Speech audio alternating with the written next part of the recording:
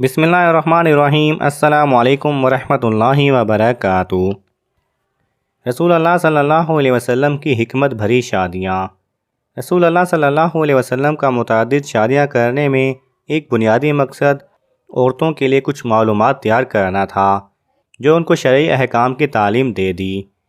اس لیے کہ عورتیں بھی معاشرے کا حصہ ہیں اور امور مردوں پر فرض کیے گئے ہیں۔ ان میں سے اکثر عورتیں بعض شرعی امور سے متعلق نبی کریم صلی اللہ علیہ وسلم سے سوال کرتے ہوئے شرماتی تھیں، اور خاص طور پر تو ایسے امور سے متعلق جو ان کے ساتھ مخصوص تھے، جیسے حیض و نفاس، جنابت اور باہمی تعلق کے خاص اور ان کے علاوہ بھی کئی ایک احکام ہیں۔ اور بعض اوقات اس قسم کے مسائل کے متعلق سرکار دو عالم صلی اللہ علیہ وسلم سے سوال کرنے کا ارادہ کرتے وقت عورت اپنی حیا پر غالب آ جاتی تھی۔ آپ صلی اللہ علیہ وسلم اخلاقی اعتبار سے کامل الحیات ہیں، جیسا کہ حدیث کی کتابوں میں مروی ہے کہ آپ صلی اللہ علیہ وسلم پردے میں رہنے والی کنواری لڑکیوں سے بھی زیادہ حیا دار تھے۔ بس عرب آپ صلی اللہ علیہ وسلم عورتوں کی طرح سے پیش آنے والے سوالات کا جواب مکمل صراحت سے نہیں دے سکتے تھے، بات بلکہ بعض اوقات کنایہ میں بیان کر دیتے، اور بسا اوقات عورت سمجھ ہی نہیں پاتی تھی۔ آپ کی اس کنایہ سے کیا مراد ہے؟ حضرت عائشہ صدیقہ رضی اللہ تعالی عنہا سے مروی ہے کہ کسی انصاری عورت نے حیض کے غسل کے متعلق نبی کریم صلی اللہ علیہ وسلم سے سوال کیا۔ آپ صلی اللہ علیہ وسلم نے اسے بتا دیا کہ وہ کس طرح غسل کرے۔ پھر آپ صلی اللہ علیہ وسلم نے اسے فرمایا کہ خوشبو لگا ہوا ٹکڑا، یعنی کہ کوئی روح کا ٹکڑا جس میں خوشبو لگی ہو، لے لو اور پھر اسے پاکیزگی حاصل کرو۔ عورتیں کہنے لگیں کہ میں اس ٹکڑے سے پاکی کیسے کروں؟ آپ صلی اللہ علیہ وسلم نے پھر فرمایا، اس سے پاکیزگی حاصل کرو۔ عورت نے پھر کہا، یا رسول اللہ صلی اللہ علیہ وسلم، میں اس ٹکڑے سے طہارت کیسے حاصل کروں؟ آپ صلی اللہ علیہ وسلم نے فرمایا، سبحان اللہ، اس سے طہارت حاصل کر لو۔ عائشہ صدیقہ رضی اللہ تعالی عنہا فرماتی ہیں کہ میں نے اس عورت کو پکڑ کر اپنی طرف کھینچ لیا اور اسے کہا کہ اسے فلاں فلاں جگہ پر رکھ لو، اس سے خون کے نشان صاف کر لو، اور اسے صراحت سے بتایا کہ روئی کے ٹکڑے کو کس جگہ پر رکھنا ہے۔ تو آپ صلی اللہ علیہ وسلم اس جیسی وضاحت سے شرماتے تھے، اور اسی طرح ایسی عورتیں بھی بہت کم ہوتی ہیں جو اپنی حیا اور نفس پر غالب آ کر پیش آنے والے واقعات کے متعلق نبی پاک صلی اللہ علیہ وسلم سے واضح طور پر سوال کر سکتی ہوں۔ اس کی مثال ام سلمہ رضی اللہ تعالی عنہا کی وہ حدیث ہے جو کہ صحیح عین میں مروی ہے۔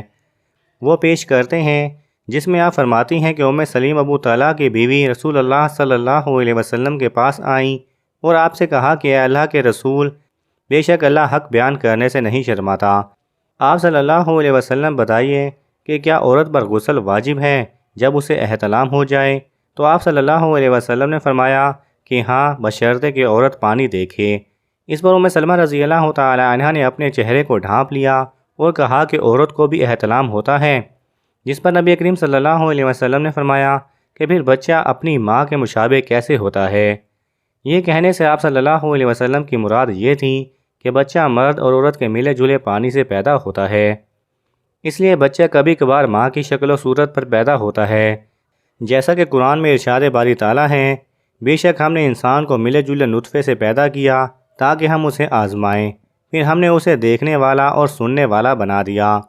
ابن کثیر رحمۃ اللہ علیہ فرماتے ہیں کہ امداد یعنی اخلاق اور مشاہدہ اور مزید ایسی شے کو کہتے ہیں جو آپس میں ملی ہوئی ہو۔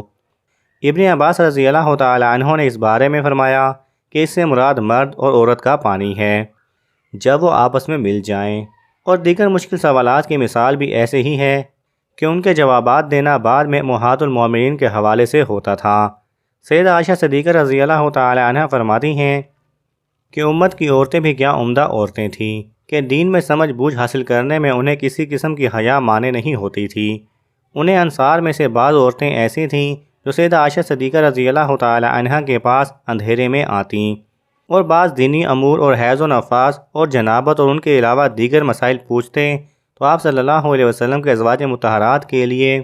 بہترین معلومات اور مناسب توجہ بتانے والی ہوتی تھیں،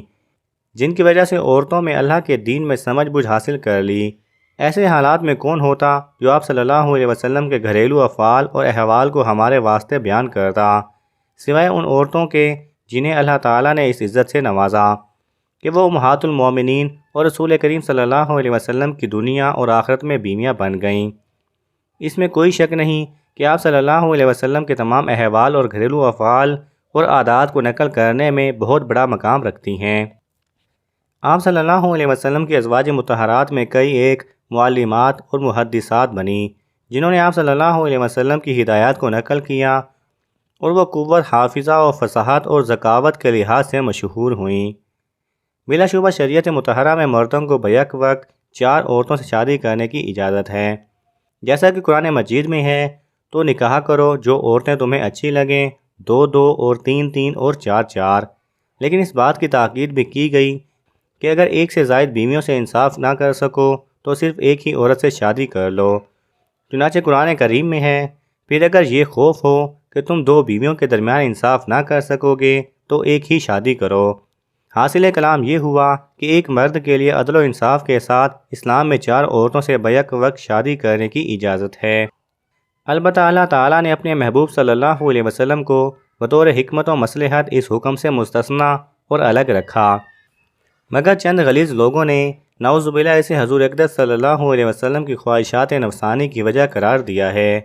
افسوس ہے کہ ان گندی فکر اور کچے خیالات کے لوگوں پر ان خبیث فکر کے لوگوں کو یہ سوچنا چاہیے کہ اگر حضور صلی اللہ علیہ وسلم نفسانی خواہشات کے خوگر ہوتے تو 25 سال کی نوجوانی میں اپنے سے 15 سالہ بڑی اور وہ بھی بیوہ خاتون جو کئی بچوں کی ماں بھی تھیں ان سے ہرگز نکاح نہ کرتے، اور اگر بفرض محال جبراً نکاح ہو بھی گیا تھا تو ازدواجی زندگی کو خوشگوار ماحول میں تعمیر نہ فرماتے۔ اگر حضور اقدس صلی اللہ علیہ وسلم نفسانی خواہشات کے خوگر ہوتے تو معاذ اللہ رب العالمین، تو حضرت خدیجۃ الکبریٰ رضی اللہ تعالی عنہ کے وصال کے بعد آپ کے پاس طاقت و قوت سب کچھ تھی، آپ کسی بھی خوبصورت اور کنواری خاتون سے نکاح فرما سکتے تھے، مگر آپ صلی اللہ علیہ وسلم نے حضرت عائشہ صدیقہ رضی اللہ تعالی عنہ کے علاوہ کسی بھی کنواری خاتون سے نکاح نہ فرمایا، بلکہ ہمیشہ بیواؤں کو سہارا اور عزت سے نوازا، اور آپ نے کنواری خاتون حضرت عائشہ صدیقہ رضی اللہ تعالی عنہ سے بھی نکاح اس وقت فرمایا جب اماں عائشہ صدیقہ رضی اللہ تعالی عنہ کی عمر شریف محض 6 سال تھی، اور اس کم سنی میں نفسانی خواہشات کا تصور ہی ممکن نہیں۔ مذکورہ عبارتوں کی روشنی میں یہ بات سورج سے بھی زیادہ روشن ہے کہ حضور اقدس صلی اللہ علیہ وسلم نے نفسانی خواہشات کی وجہ سے 11 شادیاں نہیں فرمائی تھیں، بلکہ اس میں حکمت اور مصلحت کچھ اور ہی تقاضا کر رہی تھی، اور وہ یہ کہ اس زمانے میں اسلامی کرنوں سے زمین عرب کو روشن کرنے کے لیے تعلقات کی وسعت اور مختلف خاندانوں کو بااثر قبائل کا تعاون ایک بنیادی ضرورت تھی۔ اس لیے حضور اقدس صلی اللہ علیہ وسلم نے خاندان قریش کے اونچے گھرانوں کی 6 عورتوں سے نکاح فرمایا،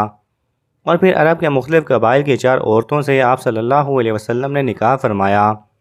اور عرب کے علاوہ خاندان بنی اسرائیل کی ایک شریف النسب شہزادی سے آپ صلی اللہ علیہ وسلم نے نکاح فرمایا تاکہ اہل عرب کا خصوصی تعاون آپ کے ساتھ ہو اور پورا خطہ عرب اسلام کی خوشبو سے معطر ہو جائے۔ دعا ہے کہ اللہ سبحانہ و تعالی ہم سب کو نیک اعمال کرنے کی توفیق عطا فرمائے، آمین۔ اگر آپ کو یہ ویڈیو اچھی لگی تو اسے لائک کرنا اور دوستوں کے ساتھ شیئر کرنا نہ بھولیے گا، اور مزید ایسی ویڈیوز دیکھنے کے لیے ہمارے چینل کو سبسکرائب کر لیجئے۔ جزاک اللہ خیرا۔